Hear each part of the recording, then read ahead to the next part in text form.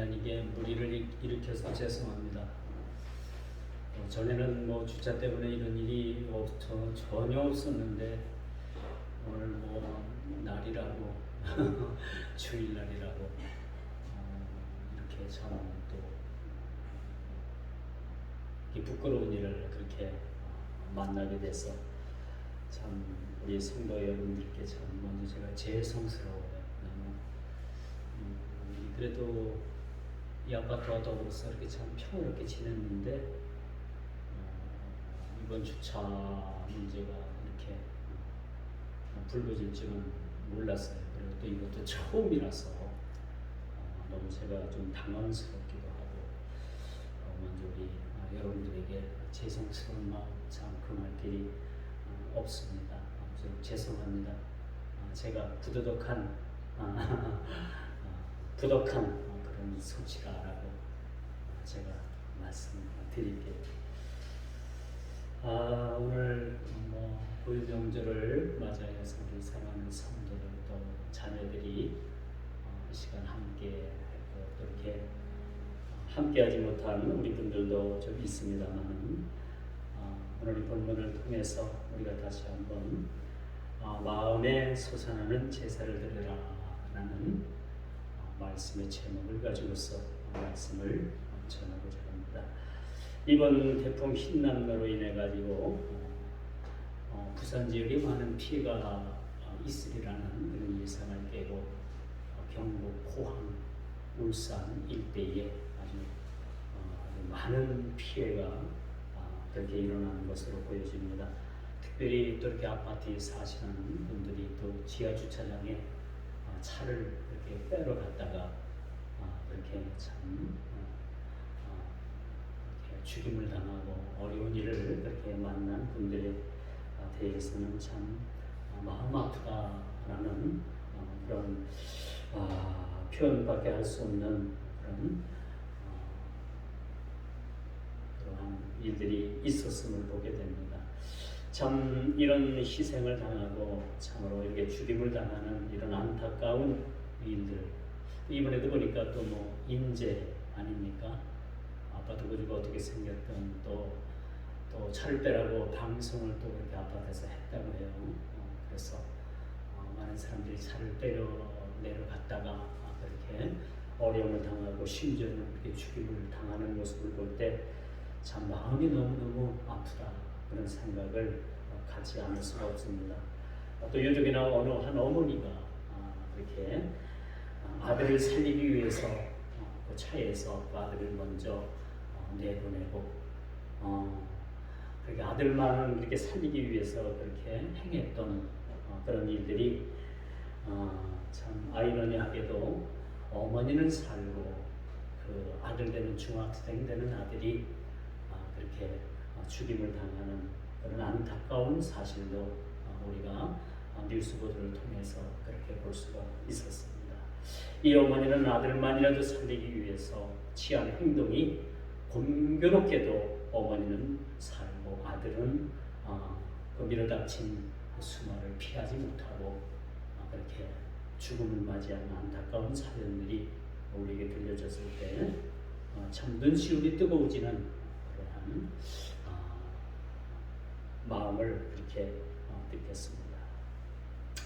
이 죽음을 당한 이 아들의 마지막 말이 된 이 말이 더욱 우리 마음을 가슴 아프게 하지요. 엄마, 지금까지 잘 키워줘서 고마워요. 이 말을 한 그 아들도 죽음을 어느 정도 이렇게 죽음을 직면한 그런 느낌을 받지 않았는가 그런 생각을 갖지 않을 수가 없어요. 이 엄마와 아들이 나는 마지막 이 대화, 엄마 잘 키워줘서 고마워요. 이 말이 이 인사가 마지막이 될 줄은 그 두 모자 사이에는 그렇게 생각도 못했을 것이라고 볼 수가 있습니다. 그러나 이 아들도 비록 나이는 어리지만은 어느 정도 이 아이가 죽음을 그렇게 직면한 사실에 대해서 그렇게 느끼고 있지 않았나 그런 생각을 가져봅니다. 이 엄마와 이 아들의 이 대화는 전심을 다한 대화였다고 봅니다. 진심을 다했던 그런 어느 하나 진실된 것이 없는 그런 대화였다고 생각을 합니다. 전심으로 엄마를 사랑하고 또 온 마음을 다해서 어머니를 사랑했던 그 어린 자식의 고백이었을 것이라고 저는 생각을 합니다.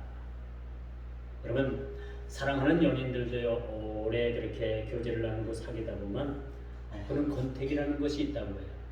결혼을 해서 또 이렇게 부부가 오랫동안 살다 보면 그렇게 또 권태기도 온다고 합니다. 처음에는 없으면 죽고 못 살 것 같지만은 시간이 지나면 그렇게 서로에 대한 무관심 속에서 살아간다고 합니다. 많은 사람들이 이런 무관심 속에서 타인들처럼 살아가고 있는 이런 세상.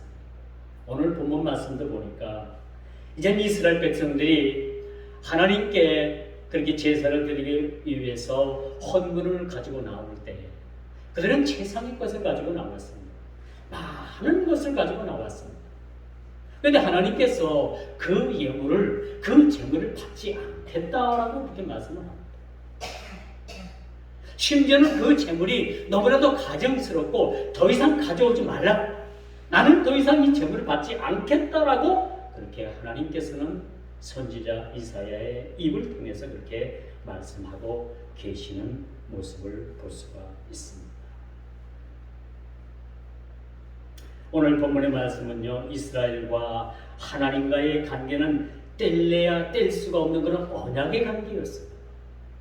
누구도 그렇게 범접할 수 없는, 누구도 그렇게 낄 수 없는 이스라엘과 하나님과의 그런 끈끈한 언약 관계였다는 사실이죠. 그러나 언젠가부터 이 언약의 관계가 서서히 깨어지고 틈이 벌어지고 있는 사실을 우리가 보게 되는 것입니다. 그렇다면 오늘 이 본문을 보면서 우리가 살펴볼 것은 그 이스라엘 백성들이 제사상의 그런 예물을 가지고 나왔고 또 제사상의 헌물이라고 생각하는 것을 가지고 나왔지만 하나님께서 그 제물에 대해서 기뻐하시지 않는다는 겁니다. 왜 하나님께서 기뻐하시지 않으셨을까요? 그렇다면 하나님께서 기뻐하시는 것은 무엇일까요? 에 대해서 우리는 한번 생각해 봐야 되는 것입니다. 주께서 그의 백성들을 향해서 원하는 것이 무엇이라고 생각합니다. 오늘 이 본문의 말씀처럼 그들이 가져오는 희생물이 아니고 전심으로 주님을 찾고 마음 중심으로 드리는 그런 중심의 마음을 우리 하나님께서는 원하셨다는 거죠. 여러분, 가인과 아벨의 제사에서 왜 가인의 제사는 받지 아니하시고 왜 아벨의 제사는 받았다고 생각을 하십니까? 많은 성경학자들이 그런 해석을 합니다.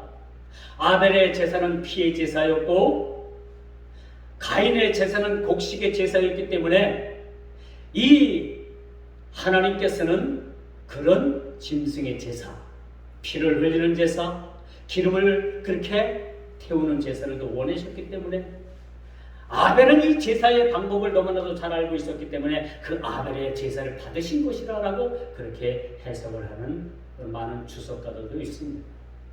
그러나 그 주석의 내용 가운데 그 해석은 정확히 틀린 내용입니다. 왜 아벨의 제사는 받으셨고 가인의 제사는 받지 않으셨는가? 그것은 바로 아벨은 그 제사를 드리면서 마음 중심으로 하나님께 제사를 드렸고 가인은 그 제사를 드렸지만은 그 드린 제사에 마음 중심을 드리지 않았다는 겁니다. 한마디로 말해서 가식적인 제사였고 한마디로 말해서 형식적인 제사였다는 거죠.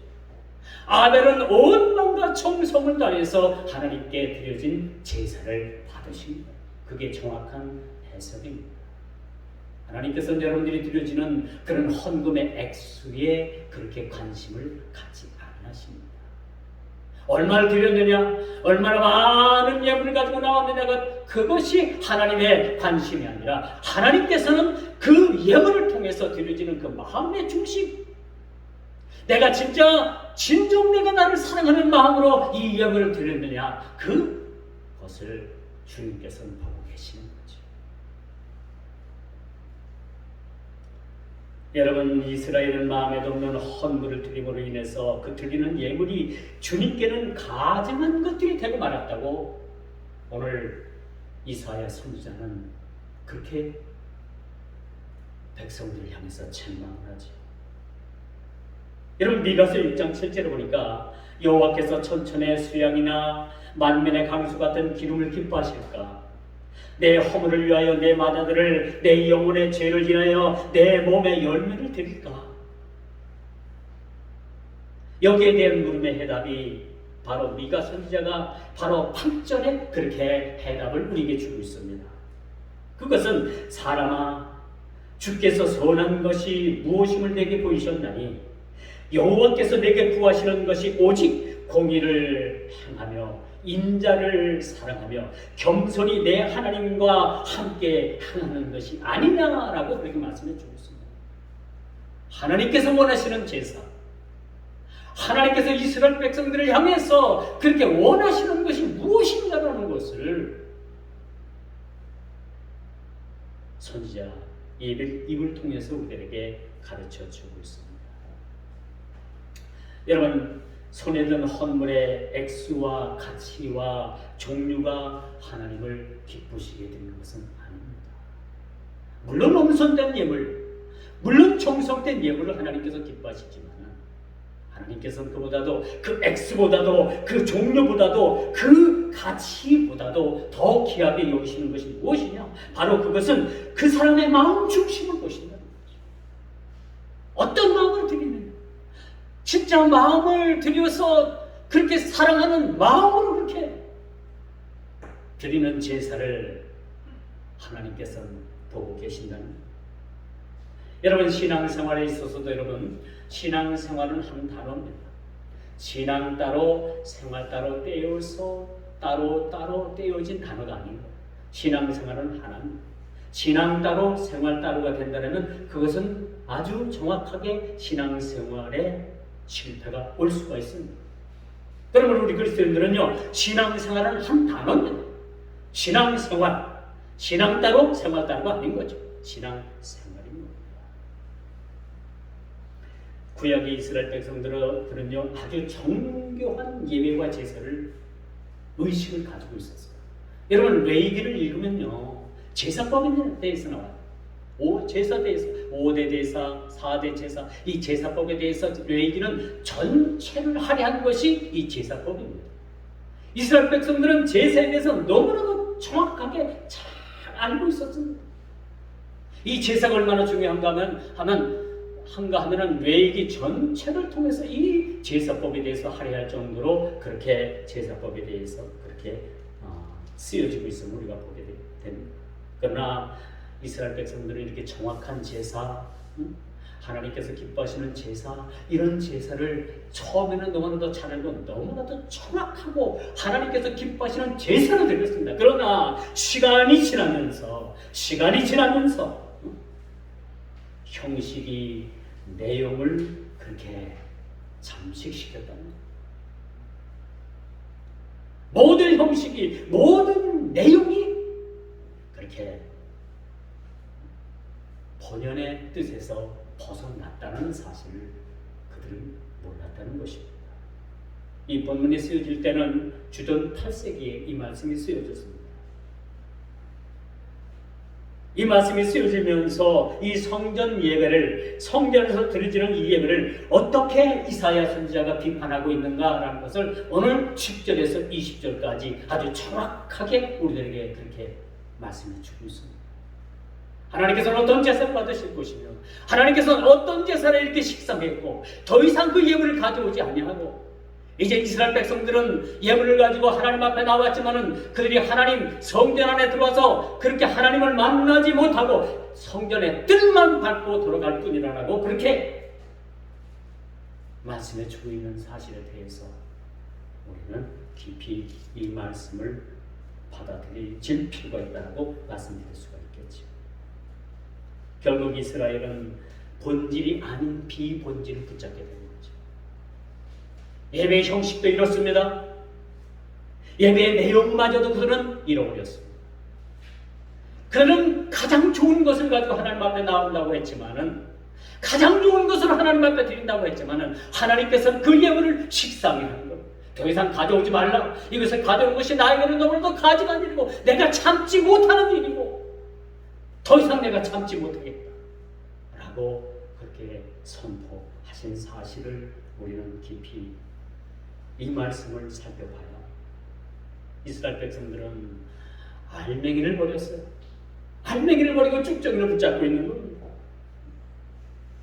이제 그들의 죄로 말미암아 영적인 소돔과 고모라가 되었다라고 계시록장 11장 8절에 대해서 이 제사에 대해서 이스라엘 백성들이 간간 제사, 이스라엘 백성들이 그렇게 잘못되어진 제사에 대해서 신약 성경에도 계시록 11장 8절에 그렇게 지적을 하고 있습니다.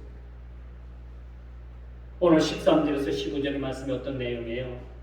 이제는 헛된 것을 다시는 가져오지 말라는 겁니다. 이 13절에서 15절 내용이 더 이상 헛된 것을 내게 가져오지 말라. 너희들은 세상의 것을 가지고 나온다고 했지만은 나는 너희들에게 받는 그 예물이 이제는 더 이상 너희들에게 받지 않겠다라고 선포하시는 내용이라고 우리가 볼 수가 있습니다. 백성들은 제물을 많이 바쳤습니다. 그들이 드린 제물은 아주 값있었고 비싼 것들이었습니다. 예전에는 시골에, 저도 시골 출신입니다만 예전에는 시골에 외양간에 자기 집 소가 한 마리 그렇게 외양간에 매여져 있으면 그 외양간에 매여진 그 소 하나로 인해 가지고 그 농부는 일생 동안에 되게 그 소원으로 알고 기뻐하면서 살아갔습니다. 대다수의 농촌의 그 시골 농부가 자기 외양간에 자기 소 한 마리 그렇게 묶어놓고 메어놓는 그런 농부들이 그렇게 흔치 않았다는 거예요. 농부들의 소원은 뭡니까? 자기 소 한 마리를 외양간에다 그렇게 묶어놓고 그렇게 기르고 새끼를 내고 그렇게 소를 키우는 것이 소원이었던 시절도 있습니다. 주님은 말씀하십니다. 너희의 무수한 재물이 내게 무엇이 유익하뇨? 마음에서 우러나지 아니한 제사 아무리 비싸도 내가 어떻게 이것을 기뻐하겠느냐. 사무엘상 15장 22절에 보니까 이런 제사를 나는 더 이상 받지 않겠다. 너무나도 식물이 난다. 그렇게 말씀하고 계십니다. 제사에 대한 예배에 대한 올바른 이해가 없이 어찌 하나님을 기쁘시게 할 수 있을까? 어떻게 하나님께서 기뻐하시는 제사, 어떻게 하나님께서 기뻐하시는 예물을 드릴 수 있을까? 우리는 심각하게 한번 고민해봐야 합니다.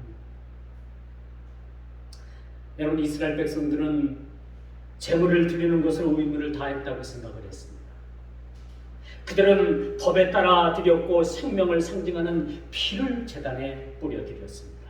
그런데 그들은 내적인 것보다 외적인 것을 더 중요시합니다. 우리의 삶이 성결함을 따라 사는 것이 아니면 제사와 축제와 안식일과 피가 우리에게 무슨 소용이 있겠습니까? 우리가 조금 더 성결함을 따라서 우리가 살아갈 때 하나님께서는 우리의 예물도 받으십니다.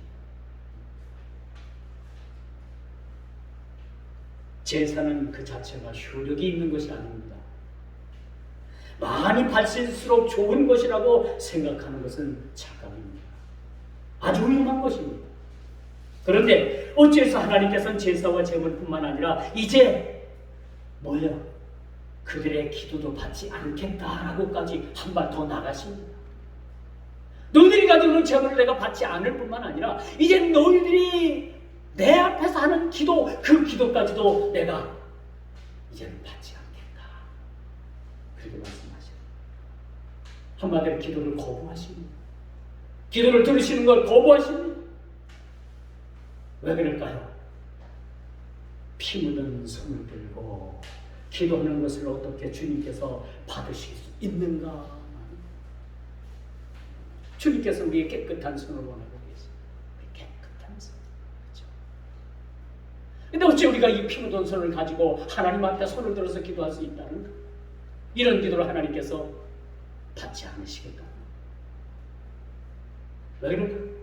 이미 언약이 깨어진 거예요.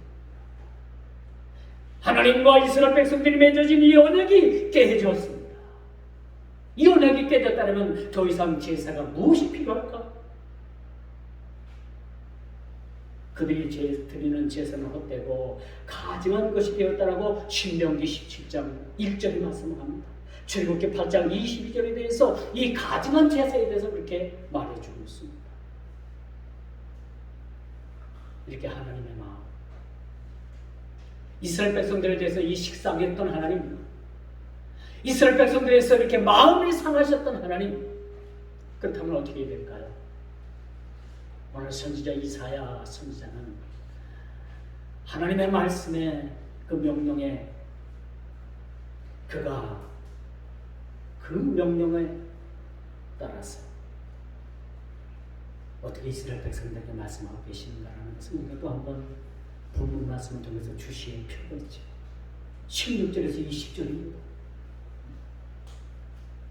그렇게 제사를 받지 않으셨다고 하신 하나님, 너희가 가지고 나오는 이 예물이 너무나도 가증스럽고 너희는 손에 피가 가득하기 때문에 더 이상 너희들이 드려지는 그 기도를 받지 아니하시겠다고 하신 그 주님,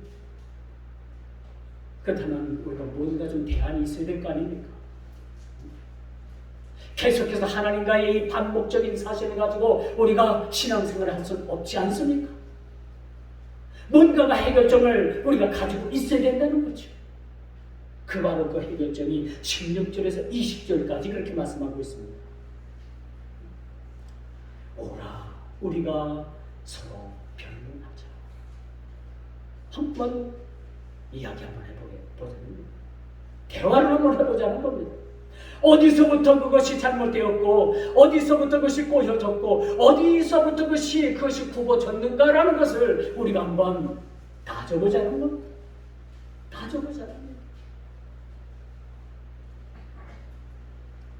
이제 그릇되고 잘못된 관행적인 것들에 대한 해결책을 우리 주님께서 제시해 주었습니다. 스스로 씻으며 모든 더러움으로부터 씻는 것입니다. 야고보서 4장 8절에도 그런 말씀이 나오죠. 너희의 악한 마음을 버리며 악행을 그치는 것이다 라고 이렇게 말씀합니다. 우리가 주님 앞에 다시 나아갈 수 있는 길, 주님께서 예물을 다시 받으시는 그 길은 우리의 모든 악행을 버리고 악한 마음을 버리는 데부터 시작을 해야 된다라고 그렇게 말씀해 주고 있는 거죠. 그런데 여러분, 아주 중요한 사실이 있어요. 문제는 이스라엘 백성들 스스로가 이러한 자정 능력이 없다는 겁니다. 우리는 우리 스스로가 우리의 죄를 씻을 방법이 없는 거예요. 우리의 죄를 씻어주실 분이, 우리의 죄를 해결해 주실 분은 오로지 예수 그리스도 한 분, 그 한 분밖에 없다는 사실을 우리는 너무나도 잘 알고 있습니다. 우리 마지막을 책임져 주실 그분, 우리 모든 천인적 삶을 받아주실 분은 오직 예수 그리스도 그 한 분, 그 한 분밖에는 없다는 거예요. 우리 스스로가 그런 자정 능력을 가지고 있지 못하다는 겁니다. 그렇기 때문에 우리 주님이 필요한 것이죠.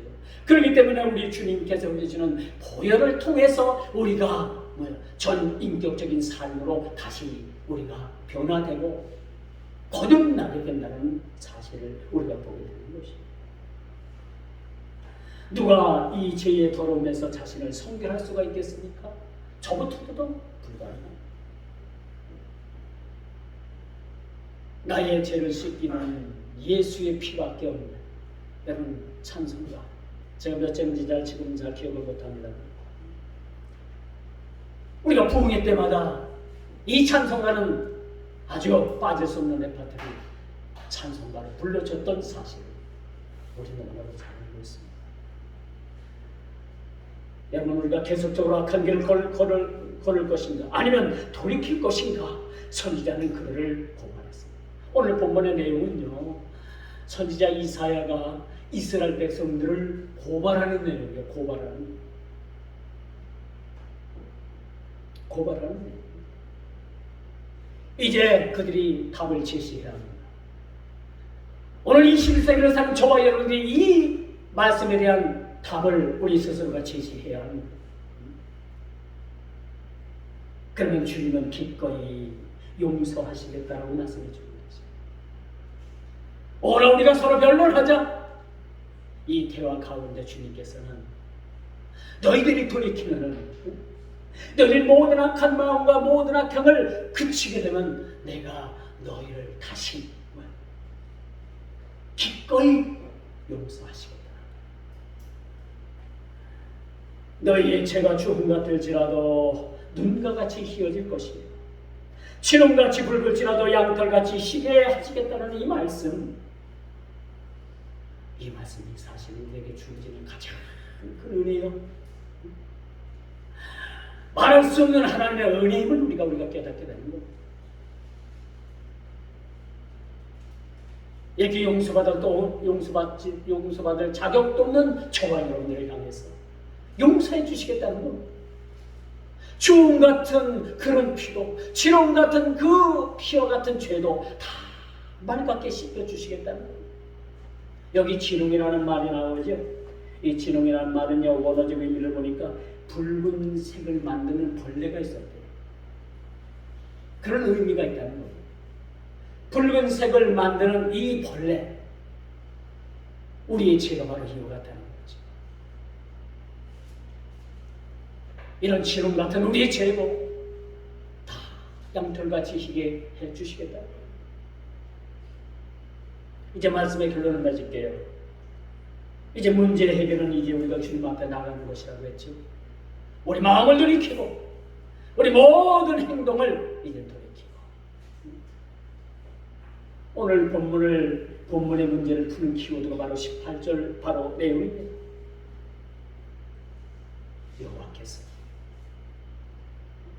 오라 우리가 변론하자. 너희의 죄가 죽음 같을지라도 눈과 같이 희어질 것이요 진홍같이 붉을지라도 양털같이 되리라.